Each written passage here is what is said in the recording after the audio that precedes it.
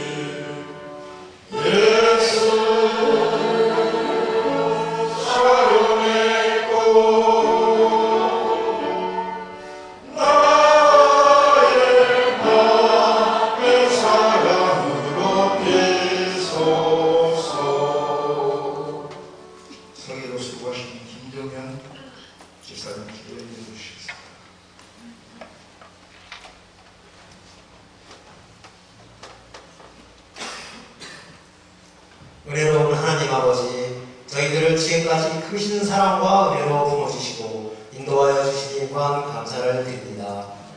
오늘 이 시간 특별히 이남신도의 헌신 예배로 되게 하심을 감사드립니다. 이웃과 직장 사업 현장에서 그리스도를 증거하고 빛을 발하는 회원들이 되게 하시고 주님의 몸된 교육을 위해서 서로 선한 성지기의 삶을 살 수 있도록 인도하여 주옵소서.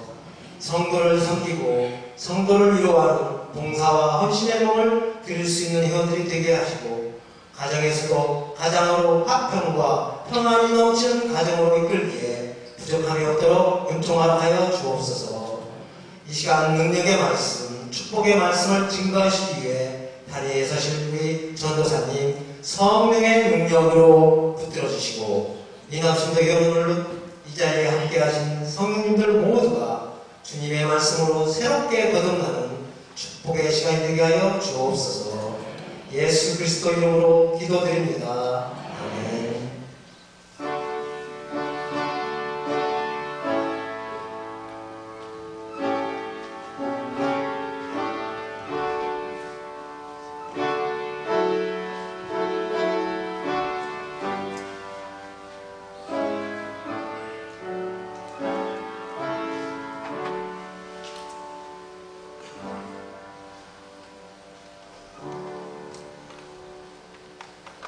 성경 말씀은 요한복음 13장 34절에서 35절 말씀입니다.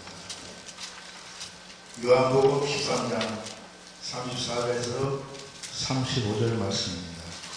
제가 반복해 드리겠습니다. 새 계명을 너에게 주노니 서로 사랑하라. 내가 너희를 사랑한 것 같이 너희도 서로 사랑하라. 너희가 서로 사랑하면 이로써 모든 사람이 너희가 내 제자인 줄을 알리라. 아멘. 이 시간은 남신도 회원들 특성 500장 부르셨습니다.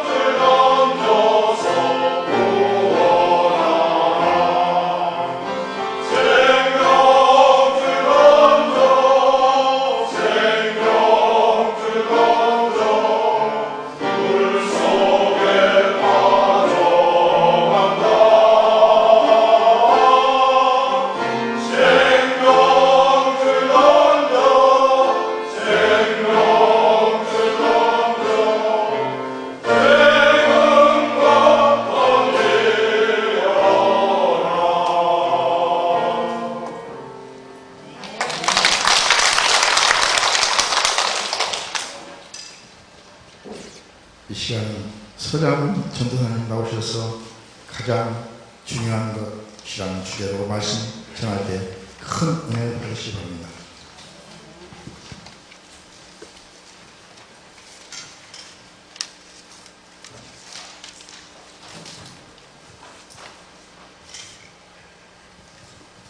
네, 반갑습니다. 우리 한번 제가 말씀드리는 거 한 번씩 따라해 보시면 좋을 것 같습니다. 자, 본질적인 것에는 일치를, 비본질적인 것에는 자유를, 그리고 모든 것에는 사랑을. 네, 어거스틴이라는 신학자가 했던 말입니다. 네. 19세기에 미국의 그 대부흥을 이끌었던 무디라는 목사님이 있었습니다. 근데 이분이 영국에 집회를 하러 갔다가 그가 평소에 존경하던 목사님이 이제 스펄전 목사님이라고 해요. 그래서 스펄전 목사님을 만날 기회가 생겨서 그 사람을 오늘 꼭 이번 기회에 한번 만나봐야겠다 싶어가지고 스펄전 목사를 찾아갔습니다. 떨리는 마음으로 그 스펄전 목사님 집에 문을 딱 두들겼는데 그러자 스펄전 목사님이 나왔는데 그분이 당혹스럽게도 입에 담배를 물고 있더랍니다. 네, 그래가지고 너무나 깜짝 놀라서 이 무디 목사님이 아니 어떻게 그리스도인이 담배를 피웁니까? 라고 물어봤더니 그 스펄전 목사님이 그 무디의 배를 콕콕 찌르면서 아니 그러면 그리스도인이 이렇게 배가 나와도 되나요? 라고 이런 말을 했다고 합니다. 네.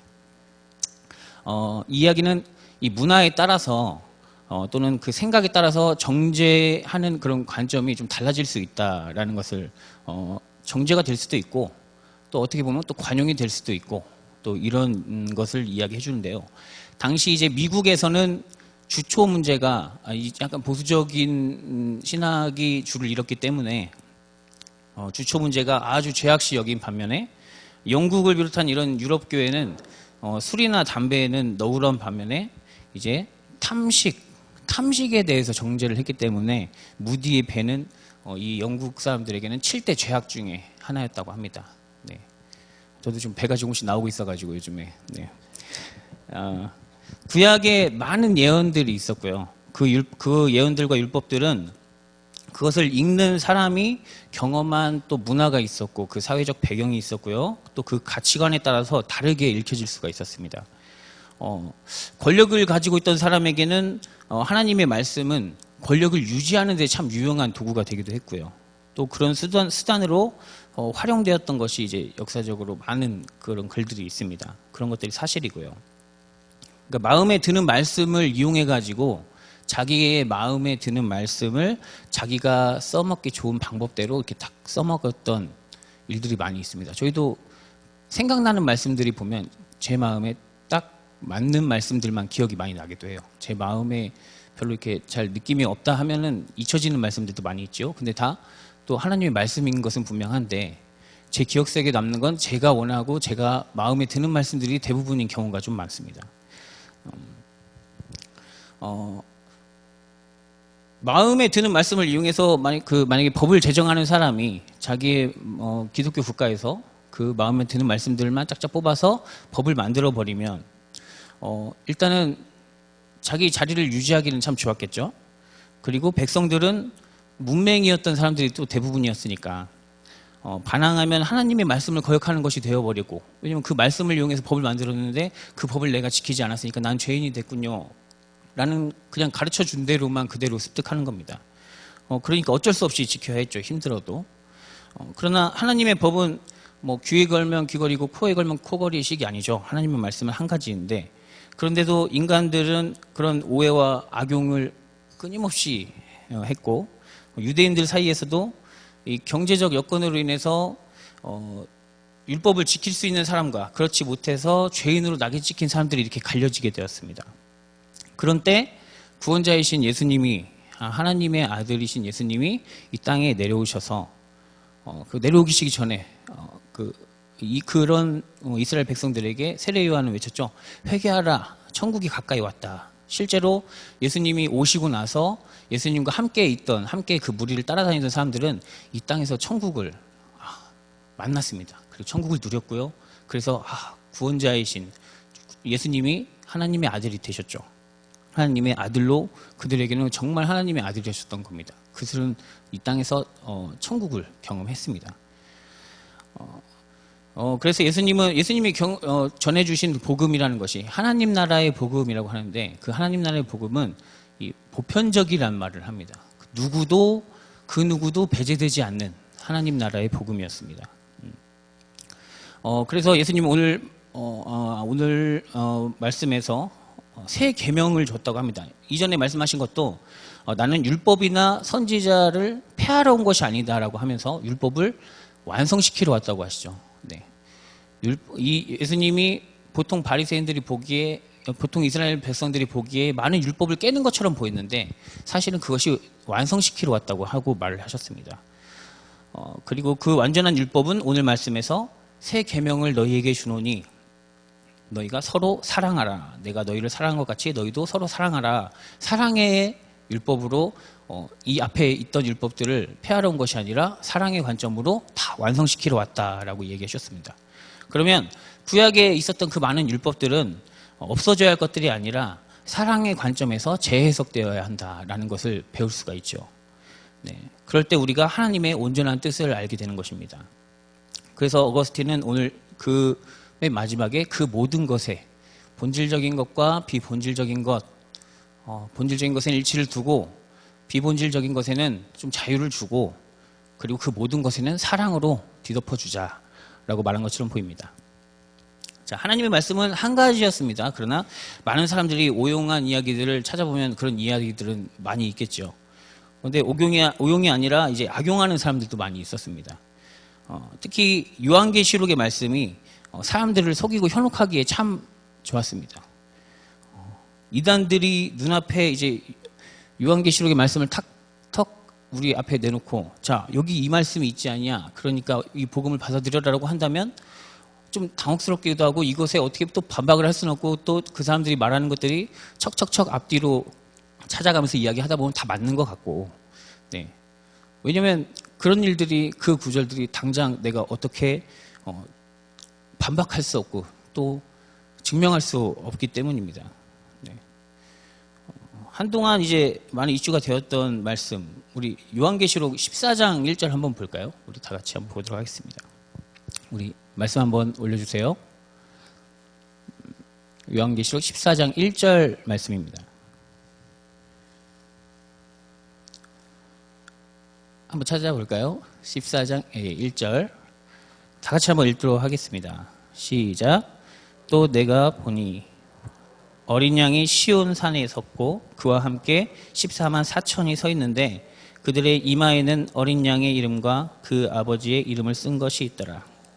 이 말씀을 어떤 곳에는 14만 4천 명이 얼마 남지 않았다, 다 빨리 채워져야 되니까 그 안에 들어와라, 그렇지 않으면 우리는 천국을 가지 못할 것이다 라고 이런 이야기를 하면서 빨리 이 구원 메시지를 받아들여라 하면서 포교 활동을 하고 있습니다.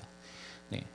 그런데 이미 초대교회 때 네로 황제를 비롯해서 10명의 황제가 그리스도인들을, 예수님을 믿는다는 것 하나만으로 박해해가지고 또 그로 인해서 죽음을 당한 순교한 그리스도인들만 300만이 넘는다고 합니다. 그 당시에. 예수님을 믿는 것 때문에 죽었는데 그 중에서도 골라졌을까요? 그 중에서 골라가지고 딱 14만 4천 명 집어넣어 주셨을까요? 천국에? 네. 이 말씀대로라면 이미 천국은 꽉 차 있고 들어갈 사람 다 들어가서 들어갈 자리가 없습니다. 저희는 구원받을 수가 없어요. 이제 그 말씀대로라면 어떻게 하죠? 네. 그러니까 이 말씀이 아니라는 거죠. 네, 요한계시록은 이제 묵시문학이라고 합니다. 묵시문학은 이 세계와 이 역사에 대해서, 이 역사에 대해서 이해할 때 그 희망에 대해서, 우리가 바라봐야 될 희망에 대해서 실제적이고 구체적인 그런 예언을 한 것이 아니라 암호와 상징으로 예언을 했습니다. 물론 이 숫자들도 상징적으로 쓰였고요. 그래서 그것들을 이해하는 데는 이 성경의 전체적인 역사들과 마주해야 되고요. 또 그것에 그런 경험을 통해서 우리가 우리 현실적인 경험을 통해서 우리가 얻어질 수 있는 것입니다. 그런데 이제 하나님의 감동으로 됐으니까 1.1획도 오류가 없다라는 말을 이용하고 또 자기들이 필요한 말씀을 이용해서 성령님이 아닌 이 자기가 원하는 말씀을 들이대는 사람들이 있습니다. 그냥 그것은 꼭 이단만이 아니라 우리 안에서도 볼 수가 있어요. 야, 술 취하지 말라고 써 있잖아. 그러니까 술 먹지 마라고. 근데 그 말 속뜻은 나는 술을 안 먹으니까 할 수 있는 말이기도 하죠. 네. 나는 안 먹거든. 그러니까 자기를 드러내고 싶은 욕망이 한편에 있는 것입니다. 그리고 야, 아내들이요 자기 남편에게 복종하기를 주께 하듯 하라라고 하면서 자 여보 나에게 이렇게 복종해줬으면 좋겠어 라는 말씀 참 좋지요. 남편들이 듣기에는 참 좋은 말씀입니다. 그러나 우리 또 반대되는 말씀도 있습니다. 우리 아내 사랑하기를 그리스도께서 그 교회를 위해서 자신을 주심같이 하라라는 말. 아내를 위해서 죽으라는 소리거든요. 네. 그런데 그런 말씀은 쏙 빼먹고 자기가 원하는 말씀, 복종만 강요하는 그런 말씀들도 있었습니다. 이런 방식들이 이제 이단들이 참 잘 써먹기 좋은 방법이었습니다. 한 구절에만 과도한 의미를 부여해가지고 예수님의 마음이 아닌 한 사람의 마음이 예수님의 마음인 것처럼 둔갑되어서 사람들에게 사용되었던 것입니다. 요 며칠 많은 사람들이 젊은 사람들이 카카오톡이라는 것을 해요. 근데 카카오톡에 자기 얼굴을 보여주는 사진란이 있거든요. 거기에 노란 리본을 달기 시작했습니다. 네. 왜냐면 요즘 세월호 사건 때문에 그 유족들에게 함께 슬퍼하면서 우리 함께 같이 모두가 그 일에 함께 슬퍼하고 있다. 우리가 같이 슬퍼하면서 그래도 좀 나은 미래를 보자라면서 그 희망을 같이 우리가 품어주겠다라는 위로의 의미로 자기 사진에도 자기 사진을 지우고 거기에 노란 리본을 다는 일들이 많은 사람들의 공감을 얻어서 많이 퍼져나갔는데요. 그런데 갑자기 기독교인들 사이에서 이런 메시지가 날라왔습니다. 네. 야, 무속에서 노란 나비는 저승을 간다라는 의미를 가지고 있고 또 이것은 종교 혼합주의를 유발하고 귀신을 부르는 행위다. 원수 사탄의 사고다. 그러니까 빨리 내려라 라는 메시지가 많이 퍼졌고요. 혹시 받아보신 분이 있을지도 모르겠습니다. 그런 메시지가 어딘가부터 시작돼가지고 기독교인들 사이에서 급격히 퍼져나가기 시작했고요. 제 카카오톡 친구들 사이에서도 대부분이 좀 기독교인이긴 한데 처음에 많이 이렇게 쭉 많은 친구들이 그 노란 리본을 달았다가 그 메시지가 퍼지기 시작하면서 점점 다시 원래 이전의 사진으로 돌아오는 일들이 많이 생기더라고요. 제가 혹시 노란 나비를 좋아하면 제가 사탄의 종이어서 그런가요? 네, 그런 거 아니죠. 이 노란 리본은 이미 우리 이 무속 신앙에서는 그런 노란 나비의 그런 의미를 부여해서 그렇게 전통적으로 내려왔던 것이고 서양에서는 사랑하는 사람을 내가 아직도 기다리고 있다 하면서 마을 입구에 있는 나무에 노란 리본을 달아놓은 것을 시작으로 해서 그 노란 리본은 사랑하는 사람을 내가 아직도 기다리고 있어요 라는 의미로 사용된 것입니다. 그런데 거기를 갑자기 그래서 달기 시작한 노란 리본을 우리나라의 무속신앙에서 어떤 한 부분에서 주어졌던 그런 의미에다가 갖다 붙여가지고 갑자기 우리의 이 순수하게 그 세월호 사건의 피해자들에게 그냥 함께 슬퍼하고 함께 애통하는 그 마음을 변색시켜가지고 또 갑자기 사람들을 이렇게 선동하고 나섰습니다. 네. 어쩌면 그 공포심을 유발해가지고 사람들에게 세월호에 대한 관심을 지워버리려는 그런 또 의도가 아닌가 하는 그런 생각을 또 하게 되기도 합니다. 근데 그 때문에 저는 이제 그 카카오톡에 있는 사진들이 그 노란 나비의 사진들이 점점 지워지는 것이 그냥 단순히 한 친구의 노란 나비가 그냥 자기 다시 사진으로 바꿔지는 것이 아니라 그냥 이 기독교에게서 볼 수 있는 희망이 사라지는 것처럼 보이기도 했습니다. 네. 그것이 그냥 세상의 빛과 소금으로서의 같이 슬퍼하는 사람과 함께 슬퍼하는 그런 기독교의 모습이 아니라 그냥 세상과 그냥 단절돼서 자기만의 세상 속에 갇혀버리는 그런 기독교, 희망이 사라져가는 그런 기독교를 볼 수 있었습니다. 네. 그러니 이런 것들의 이런 단순한 논리에 말도 안 되는 논리에 흔들리니까 이단들의 잘못된 이설에도 쉽게 넘어가는 것이죠. 자, 그렇다면 오늘 본 요한계시록의 요한이 14만 4천이라는 숫자를 가지고 이야기하고 싶었던 것은 무엇일까요? 한번 찾아보도록 하겠습니다. 우리 초대교회 시절에 성경의 저자들은 우리 글을 쓰는데 단어 하나하나에 아주 신중하게 단어 하나를 사용했습니다. 네. 읽는 사람마다 그 단어가 어떻게 쓰였는지 그것이 의미를 다르게 받아들일 수 있기 때문에 어떤 단어가 다른 문장에서 내가 이 단어를 썼는데 저기서 다른 뜻으로 같은 단어를 썼다면 읽는 사람에게는 이 사람이 내가 설명해 주지 않는 이상 다른 사람들한테 오해를 불러일으킬 수 있기 때문에 그 의미의 통일성을 주는 것, 단어의 통일성을 주는 것은 아주 중요한 사안이었습니다. 자, 1 더하기 1은 무엇이죠? 잘 모르시는가 봐요. 네. 1 더하기 1은 무엇인가요, 여러분? 2죠. 네. 근데 제가 다른 페이지에서는 제가 글을 썼는데 여기서는 1 더하기 1은 2다라고 썼는데 다른 페이지에서는 1 더하기 1은 귀요미다 라고 이렇게 썼다면 젊은 사람들이 지금 읽었을 때는 1 더하기 1은 귀요미가 될 수도 있다는 생각을 할 수가 있어요. 네. 네, 그렇습니다. 그런 노래가 있습니다. 1 더하기 1은 귀요미라는 노래가 있어서 요즘에 젊은 사람들한테 많이 유행했거든요. 네.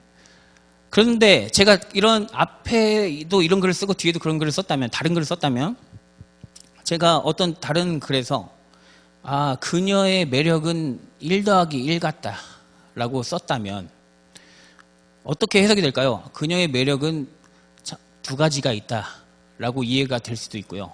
그녀의 매력은 귀여움이다 라고 이해를 할 수도 있겠죠. 읽는 사람마다 다르게 이해할 수 있습니다. 그렇기 때문에 이것을 혼동하게 했다면 그것은 저의 책임이죠. 제가 잘못 그 단어를 사용한 거니까요. 네, 그래서 독자가 혼동하지 않도록 단어의 의미를 통일해가지고 정확히 써야 하는 것은 의무였고요. 성경을 기록한 사람들은 이런 것에 더욱 신중했겠죠. 특히나 이 요한의 예언서는 이제 상징 언어를 주로 썼기 때문에 그렇지 않아도 헷갈리기 때문에 다른 글들보다 더 명확한 의미를 가지고 통일성 있게 썼어야 했습니다.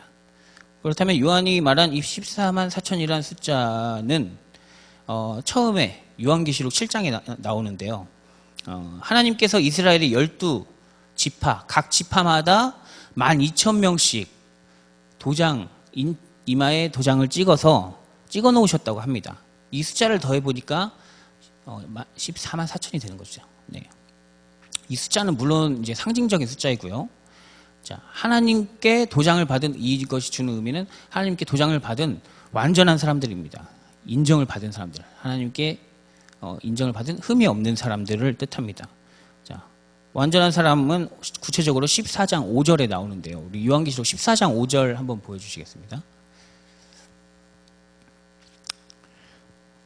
요한계시록 14장 5절 제가 한번 읽어드리겠습니다. 자, 그 입에 거짓말이 없고 흠이 없는 자들이라고 말합니다. 그 입에 거짓말이 없고 흠이 없는 자들. 네, 요한이 이 숫자를 다른 본문에서도 쓴 적이 있는데요. 21장 17절입니다.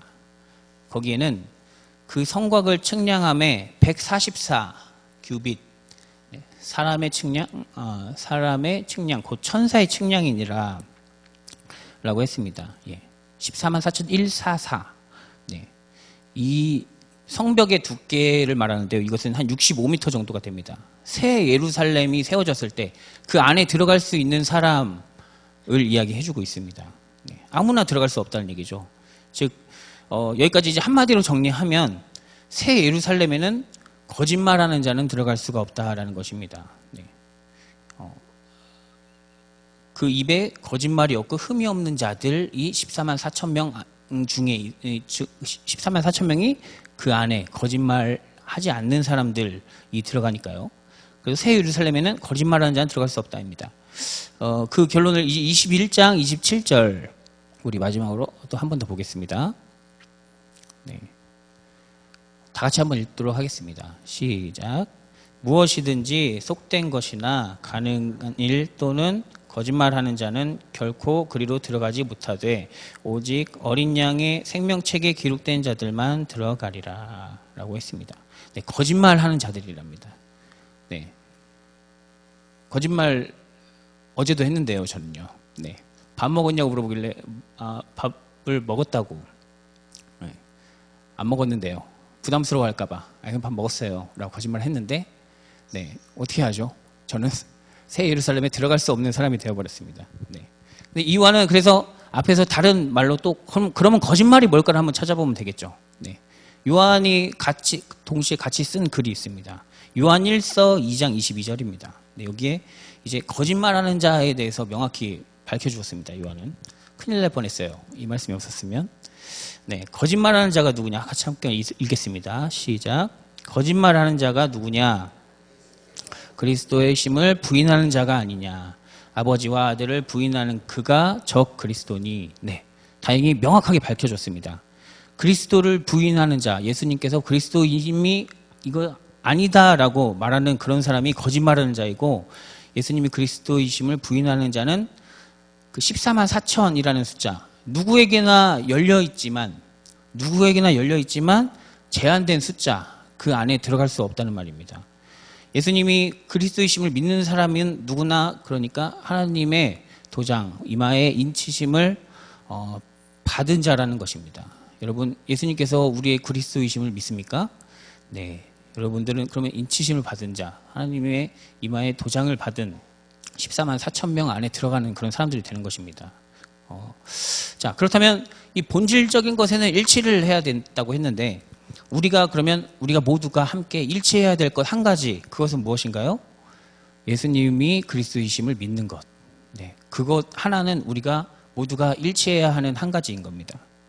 그리고 그 말씀 안에서 우리가 서로 마음에 들지 않는 면이 있더라도, 네, 저 사람은 좀 게을러, 아니면 저 사람은 너무 이기적이야, 저 사람은 좀 냄새가 나, 이런 것들이 있을 수 있습니다. 하지만 그런 것들이 정말 본질적인 것은 아니니까, 예수님이 그리스도이심을 믿지 않는 것이 아니니까, 그 안에서는 그 비본질적인 것에는 우리가 자유를 줄 아는 그런 사람들이 되어야 됩니다. 네, 서로 용납하고, 그리고 그 모든 것에는 사랑을 해주는 그런 여러분들이 되었으면 좋겠습니다. 옛날에 돼지고기를 못 먹게 했던 율법이 이방인들과 친해지지 못하게 했죠. 그 율법이 돼지고기를 먹는 이방인들하고 친해지지 못해요. 같이 음식을 먹고 친해져야 되는데, 우리 율법에서는 돼지고기를 못 먹게 했거든요. 그래서 친해질 수가 없어요. 그래서 하나님께서 베드로에게 환상을 보여주셨죠. 보자기에 쌓인 음식들. 야, 다 먹어라. 하나님, 이거 더러운 것들이라 먹으면 안 되는데요. 그랬더니 다 먹어. 내가 허락하니까 먹어라 라고 하셨습니다. 네, 이건 중요한 게 아니니까요. 네, 먹어, 괜찮아 라고 하셨고요. 자, 제사 음식 먹어도 됩니다 라고 이제 지식이 있는 베드로는 생각을 했어요. 그러나 하나님이 다 하셨으니까 먹어도 된다라고 했는데, 그런데 먹지 않아야 될 이유가 있다면, 지식이 부족한 사람들이 그것을 보고, 내가 제사 음식을 먹는 걸 보고 시험에 들까봐, 오직 그 걱정입니다. 내가 딴 사람들이 시험에 들까봐 먹지 않았던 것이지, 먹을 수 없는 것이기 때문에 먹지 않았던 것이 아닙니다. 네. 그것은 중요한 것이 아니니까요. 네. 그래서 바울은 그들을 위해서 먹지 않는 것이 낫다라고 이야기했습니다. 예수님도 사람들이 가장 중요하다고 생각했던 안식일 규례를, 선을 행하고 생명을 살리는 일이니 안식일에 선을 행하는 것이 낫지 않냐라고 하면서 안식일법을 어기셨고요. 그게 예수님을 죽음으로 몰아넣은 좀 핵심적인 사건이 되기도 했습니다. 정말 중요한 것은 예수님이 그리스도이심을 믿는 것이고, 그것을 믿는 사람들이 병고침을 받고 또 지상에서 천국을 맛보았습니다. 네. 무속신앙에서 노란 나비에게 의미를 부여한 게 우리하고 무슨 상관입니까? 네. 온 세상이 비통한 지경에 빠졌을 때 우리가 그들과 함께 아파하는 것이 중요하죠. 예수님이라면 그렇게 또 하시지 않았겠습니까? 네. 바울도 그래서 로마서에서 기뻐하는 사람하고 함께 기뻐하고 우는 사람과 함께 울어라 라고 이렇게 이야기해 줬고요. 네.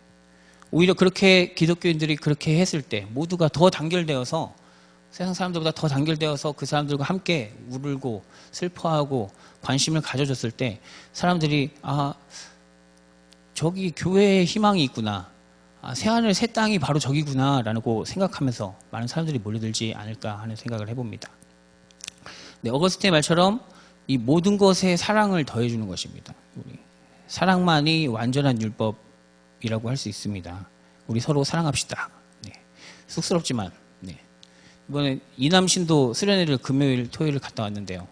마지막에 이렇게 친교 교제를 나누고 서로 이제 사랑합니다 하면서 안아주시라고 했는데 저는 어른들이라 좀 쑥스러워하실 줄 알았는데요. 화끈하게 그냥 사랑합니다 하면서 이렇게 딱 잘하시더라고요. 네.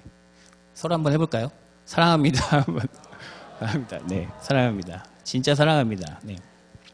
네, 우리가 진짜 서로 사랑하면 어떻게 되나요? 오늘 말씀 요한복음 13장 35절에 이렇게 얘기합니다. 너희가 서로 사랑하면 이로써 모든 사람이 너희가 내 제자인 줄 알 것이다 라고 했습니다. 우리가 저 사람이 예수님의 제자구나, 진정한 제자구나 라는 것을 알 것이라고 했습니다. 누군가 우리 공동체 안에서 먼저 사랑하고 먼저 용납하면 사람들은 그것을 보고 진정한 예수님의 제자구나 라는 생각을 할 것이고요. 오늘 헌신 예배를 드리는 이남신도와 그리고 신풍의 모든 성도님들이 우리에게 있어서 가장 중요한 한 가지, 예수님을 그리스도로 믿는 믿음으로 말미암아서 하나님을 사랑하고 또 가족을 사랑하고 이웃을 사랑하고 온 세상을 사랑하는 여러분들이 되기를 바랍니다. 그러면 우리가 예수님의 제자인 줄 온 세상이 알 것임을 믿습니다. 우리 기도합니다. 사랑으로 우리에게 다가오신 주님, 우리가 주님의 이름을 부를 때 우리에게 희망으로 다가와 주시옵소서. 세상엔 예수님이 없이 다른 복음을 가지고 순수하게 예수님을 믿는 사람들처럼 가면을 쓰고 진짜 예수님을 믿는 사람들을 악한 길로 끌고 가려는 사람들이 너무 많습니다. 이런 때에 우리에게 가장 중요한 것은 예수 그리스도를 믿는 믿음이라는 것을 모두가 알게 하시고 세상의 많은 다른 생각에 자유를 줄 수 있는 너그러운 마음을 주시며 온 세상을 사랑하는 마음으로 다가갈 수 있고 또 바라볼 수 있는 사람들로 우리를 인도하여 주시옵소서. 예수님의 이름으로 기도합니다.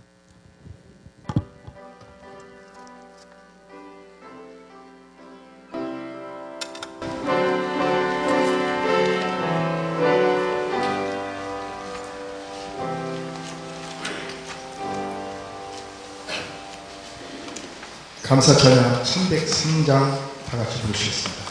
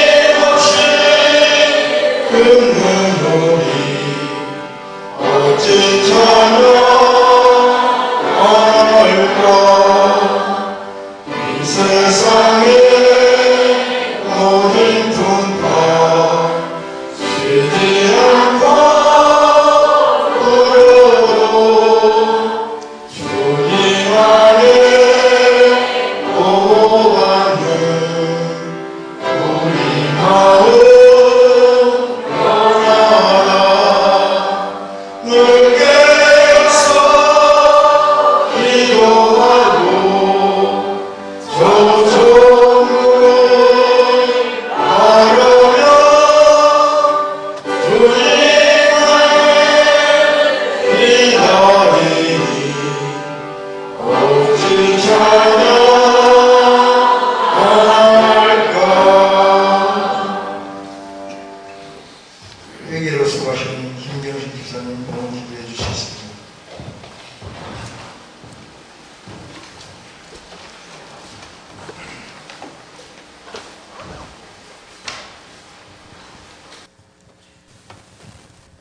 다 같이 기도드리겠습니다.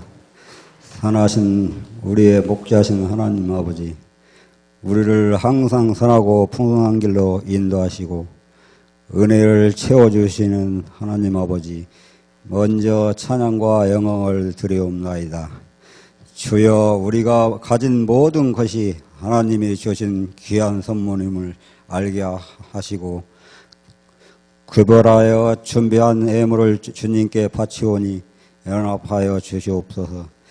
헌신을 다짐하며 신령과 진정으로 예배하는 이 시간 받아 은혜 감사하여 귀한 예물 드립니다.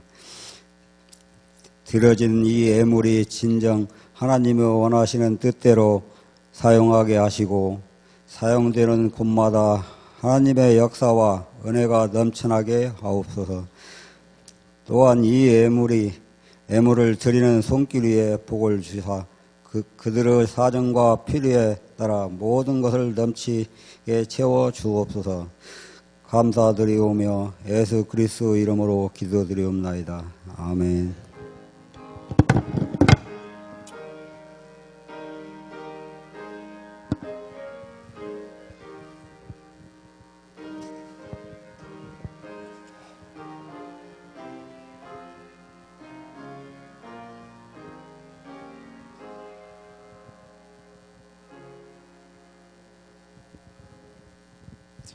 할렐루야. 오늘 헌신 예배 드리는 우리 남신도의 회원들 위해 우리 힘차게 박수 한번 쳐드리겠습니다. 감사합니다. 교육관 3층 중축 지금 보이지 않게 다 진행이 되고 있습니다. 위에서 기도 많이 해주시고요. 우리 세월호 아직도 100여 명 이상이 아직도 물속에 잠겨 있는데 조속히 해결될 수 있도록 여러분 기도 많이 해주시고요. 이제 지금 절기상으로 보면 가장 신앙생활 하기 좋은 계절입니다. 새벽에 춥지도 않고 덥지도 않고 그렇기 때문에 40일 특별 새벽기 끝나고 푹 쉬시는데 다시 깨우시고 또 수요일도 뚝 떨어지셨습니다. 수요일도 많이 나오셔서 여러분 예배가 가장 먼저니까 예배 생활 열심히 잘 하시고 또 말씀과 기도 생활도 열심히 해주시기를 부탁을 드리겠습니다. 예배 마친 다음에 우리 일남신도 회장님하고 일여신도 회장님 분당에서 잠깐 저를 만나고 갈 수 있도록 그렇게 하겠습니다.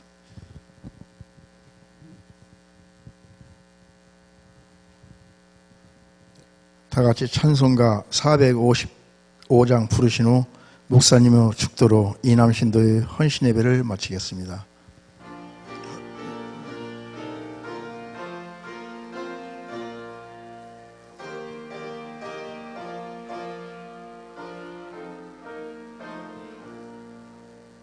주님의 마음을 본받는 자 그 마음의 평강이 찾아오면 험악한 세상을 이길 힘이 하늘로부터 임함이로다. 주님의 마음 받아 살면서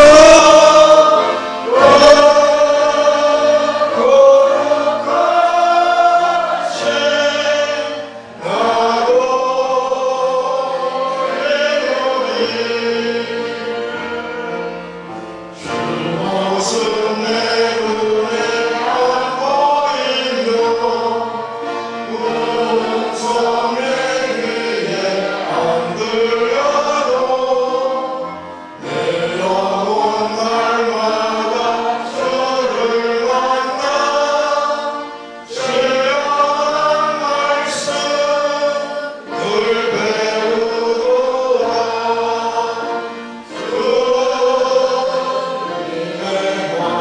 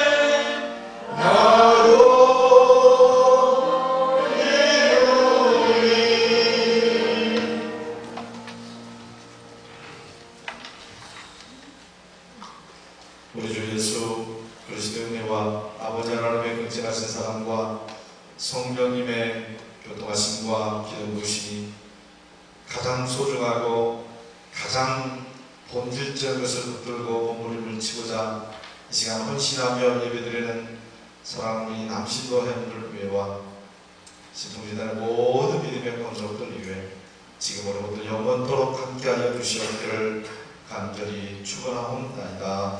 아멘.